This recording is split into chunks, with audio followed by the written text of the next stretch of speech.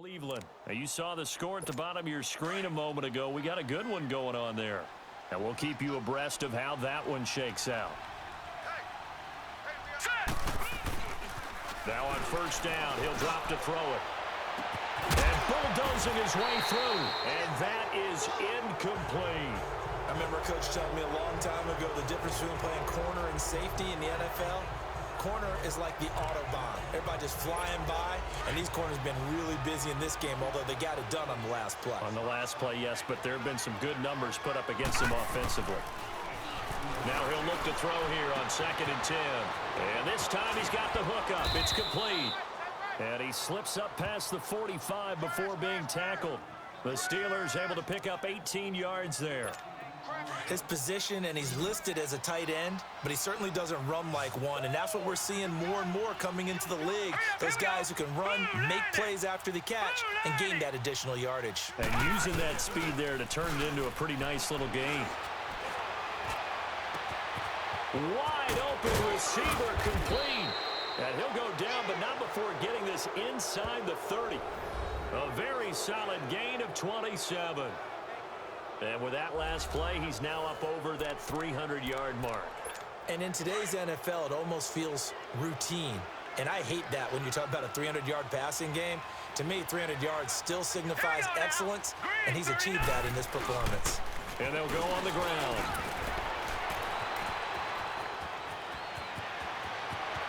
And he's in for the score, and his spectacular season continues as he ties the NFL touchdown record. He is phenomenal. Well, partner, that was another explosive run, and one thing I've learned in our time in this game, yes, the offensive line has to get a lot of credit, but for big runs to occur, the wide receivers have to block well downfield. And then you have to have a good guy carrying the ball too, right? Oh, without a doubt. You need that difference maker lugging the rock. Just a 4-play drive that time. And the last play, a really nice run that culminated in the touchdown. Elliott now to kick this one away. And this will be a touchback as that sails over the end line. And as this offense makes their way back out, NFC playoff race time, we give you a look at what's going on there. As we take a look at the playoff picture, and certainly a lot of jostling still to go in these final few weeks. For the moment, they would be a wild card team, far from locked up, but that's why this is exciting. These last few weeks, a lot to play for. Yeah, exciting for us because we get to talk about it, and, you know, at the end of the day, 6 teams are going to go from each conference, and guess what? We're going to have a playoffs. But nerve-wracking for all the people involved, all the teams, because their goal is to get there. And anything less than that makes the season a disappointment. So they've got to be primed now for a big finish to their season. Now let's go. Off the play fake, he'll look to throw. Blitz coming, and down he goes. Brandon, if I'm an offensive coordinator and I see an all-out rush like that, I file it away because I'm going to use their aggressiveness against them as this game goes on. I'm going to hit them with a screen soon. All right, here we go. 3-19. Now on 3rd and long, they'll look to throw. And he fires one that's intercepted. Picked off at the 35. And he's in for 6 and a Steeler touchdown. And remember, this is the #1 defense in the National Football League. There's a good example of why. Shows that they set an aggressive tone, not just stopping the run, not just getting after the quarterback, but if the ball's in the air, they treat it like they're the receivers, and they went after that one and took it all the way. Having a career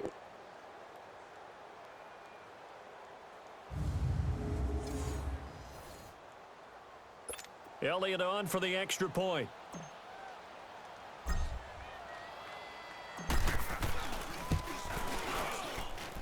Elliott good with a PAT, and the lead will swell by 1 more.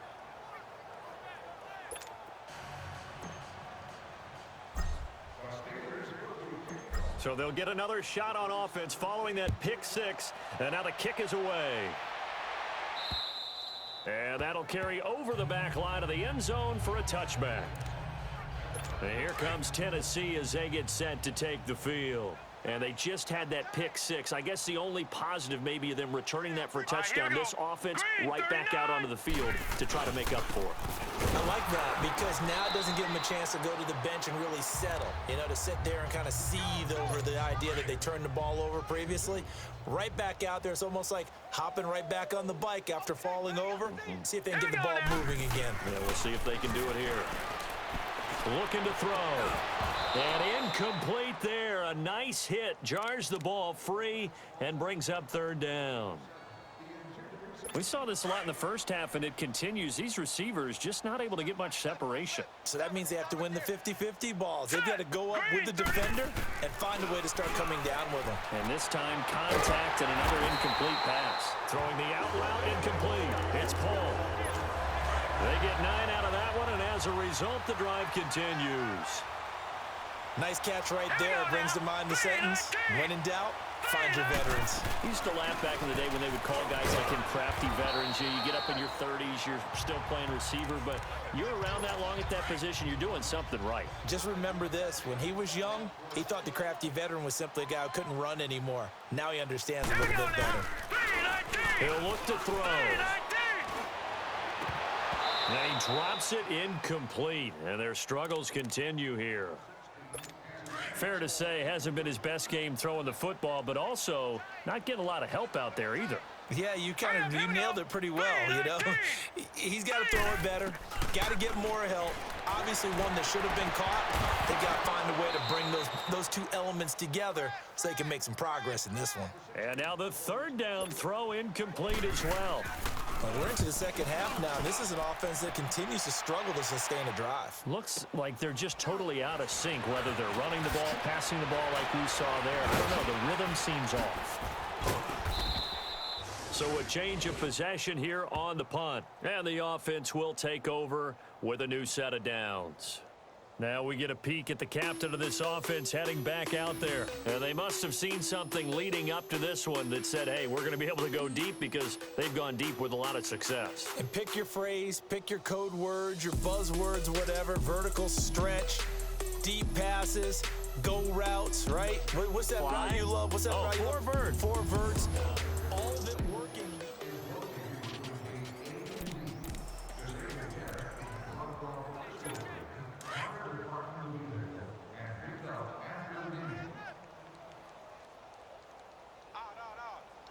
Here we go.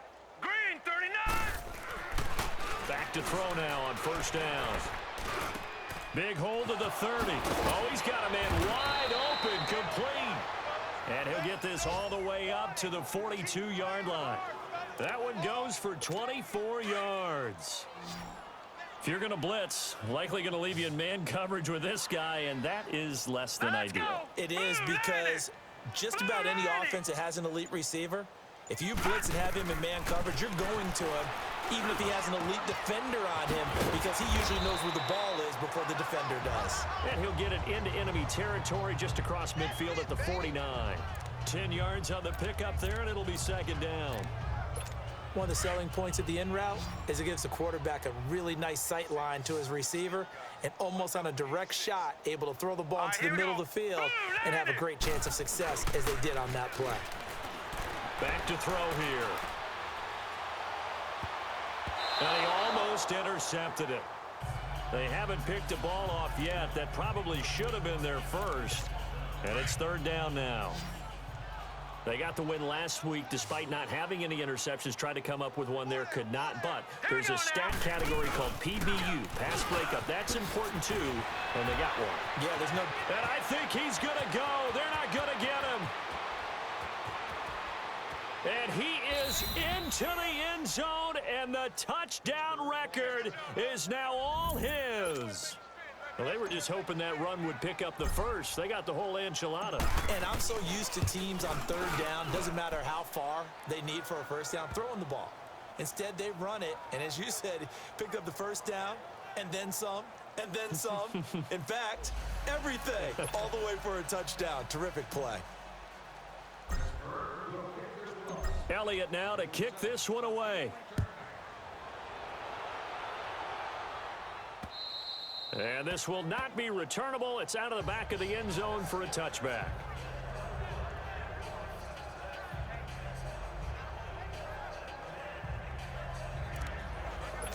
And this should be the final play before the quarter ends. Now let's go. Blue Liners. Now a play fake here on first down. And he's going to lose yardage here, as they will switch ends as time is run. Back now in Nashville. And this is a blowout so far as we get set for the fourth quarter. A very one-sided affair. All right, here we go. 3-19. Now a shotgun snap as they'll look to throw. And he will find his big tight end over the middle. And they work this well upfield across the 45. A gain of 32 that time. There will always be a place for methodically marching the ball downfield. But when you can pick it up in big chunks and strike like that, have explosive plays, that's often the difference in winning and losing. Those types of plays that can knock a defense off balance, that'll drive a team towards a victory. A loss of a full 3 yards, and now it's second down. The loss of 3 on that first down pass play, now second and 13. 39. From the shotgun, he'll look to throw. And he drops it incomplete, and their struggles continue. 4 interceptions. The Titans on third down. Oh, They've struggled to the tune of horrific. 2 for 8 so far. This is going to be third and 13. All right, here we go. Blue Liners. They're going to look to throw. And Cole has it. And he's got this down to the 35. The Titans efficient passing on this drive. There's another first down. To win any route, you've got to break down the defender, and that's exactly what happened here on this really nicely executed curl route. They'll drop to throw. To the sideline, and wow, what a catch there. He doesn't get a lot, but he was able to get the feet down complete. It'll be a pickup of just 2, and it'll make it second down. One thing I think that's safe to say defensively, the tackling's been really good. And because of that, it's been very, very hard for them to move the ball because you're not getting the benefits of run after catch. They're tackling them almost on the spot. That means you have to run extra plays, harder to move it. A second down pass play there, but it's incomplete. Another wayward pass. You know, things started out poorly in this game, and to be frank, they just really haven't gotten much better. And all that does is embolden a secondary. They feel good about what's going on, and they just play better and better. Now throwing on third down there, but he cannot connect. We have not seen a whole lot of wide-open receivers. Everything seemingly has been contested. And that's another nice job there to force an incompletion. They've been very cohesive, knowing each other's moves all game long, and they've been on the spot just about every time. And they've held them in check on the scoreboard. On the grand scheme of things, those 3 points likely not going to matter much, but I guess they get a little closer, a little more respectability. Yeah, you're exactly right. They've been outplayed all game long, but like my mom used to tell me all the time before I went out, dress up a little bit, son. Make yourself respectable. And that's what they're doing here. They're just dressing up the final score. Well, fourth quarter, they felt like they needed That the football almost back. got Unfortunately, nice. they couldn't get it.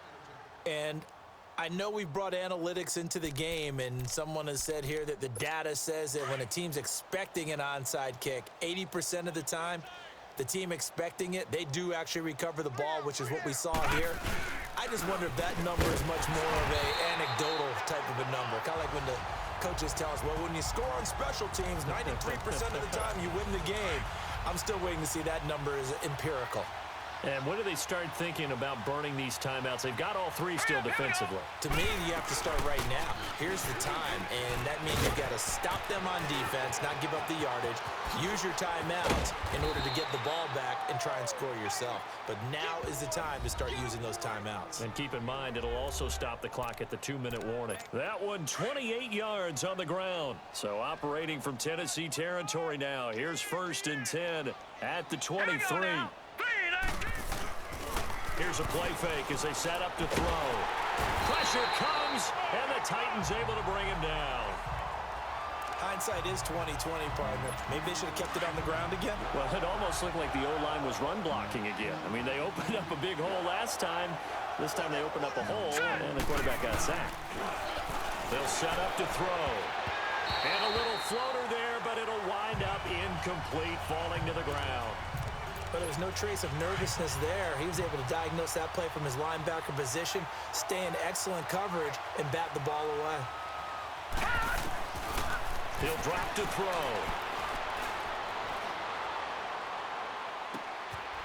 Wide open receiver complete. And down inside the 15, shy of the 10.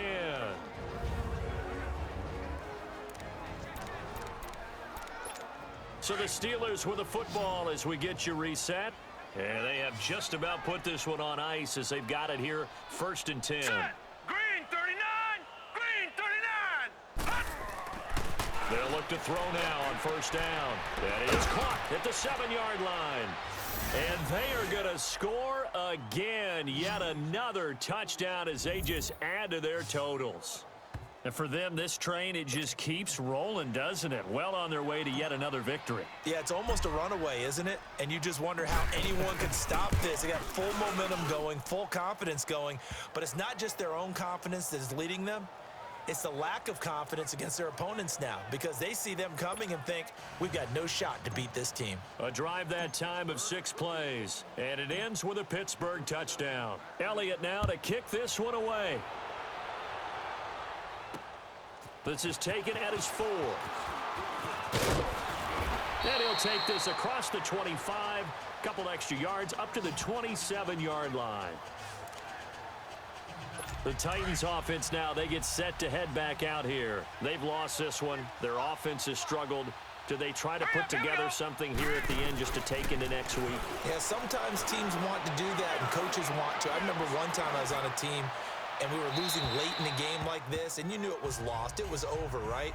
And the coach called a running play and pretty much said to everyone, I want to see something executed well before we get out of here. And that was the message to the team. Just something to build on. Just something to build on, get it done, and maybe we can look at that and say, we'll get better as we go forward. And a quick throw here, that's complete. And they'll take him down at the 31-yard line. 4 yards on the completion, and it sets up a 3rd down. Hard to believe his first catch of the game defensively. They bottled him up. That's why they're well on their way to victory. Put your best cover guy on him and then change the coverages behind him throughout the game. Brackets, double, zone, man, you name it. Make sure he gets a lot of angles. 60 catches for him now on the year. This last one, a 1st down. Some think the teams really won't throw a slant route unless you have a receiver that has a lot of stature to him. But sometimes the little guys, they get lost in there. People can't really locate them, and they run that quick cut on the slant, and oftentimes they can turn it into big plays. And he'll get it out a couple yards shy of midfield at the 48. It'll be a gain of 8 yards, and that'll make it 2nd down. So many times you hear today's NFL described as a space game. Get your best players into space with the football in their hands. That's why sometimes you just swing it out to your runner, get him out in the flat, and let him have a chance to make people miss an open field. Now they set up the screen. That's complete. And he'll take it down shy of the 45 at the 46. It'll go as a gain of 6 that time, and it moves the chains as well. Well, that was a pretty favorable situation there. What would you call that? 2nd and manageable? Smart play, too. Didn't force it downfield when he didn't have it. Just checked it down, let him get the 1st down, and that's exactly what he did. And he is tackled inside the 40, not quite to the 35. The Titans efficient passing on this drive. There's another 1st down. He'll look to throw. And that will be incomplete. 4 ticks left here on the clock. They were looking to go back to Gates, and that'll bring up 2nd down. And it is true. You can draft the fastest. You can draft the most athletic guys. Here we go. But if they don't know the art of positioning, sometimes it's all for naught. In this case, in the right... Into double coverage, and it's intercepted. Picked off inside the 10. And a big turnover there as his guys will get the football back. Well, Charles, it's one thing to win. It's another thing to win and put up the amount of points that they did. Boy, were they clicking on offense. They can't help but feel great about themselves, can they? I mean, what a game to put up that number of points, continually feel like they're moving the ball and things are working and clicking.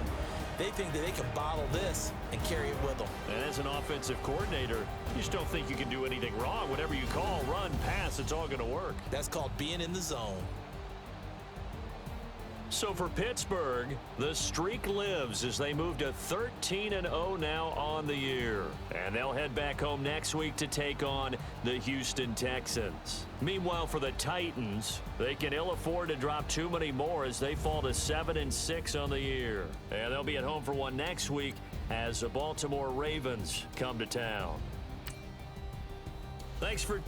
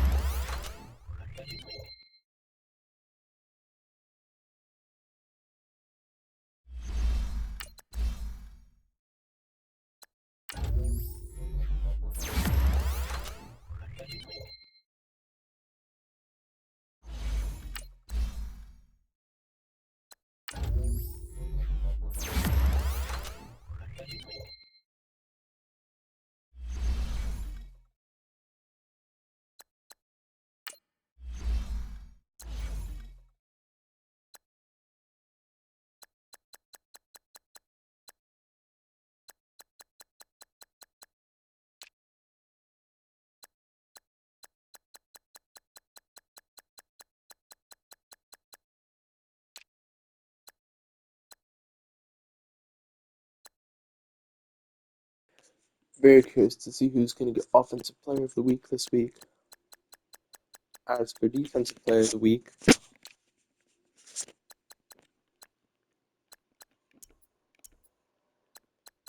that better freaking be the Defensive Player of the Week. Sedarius Tranum. That's not good. Dumb roll tear.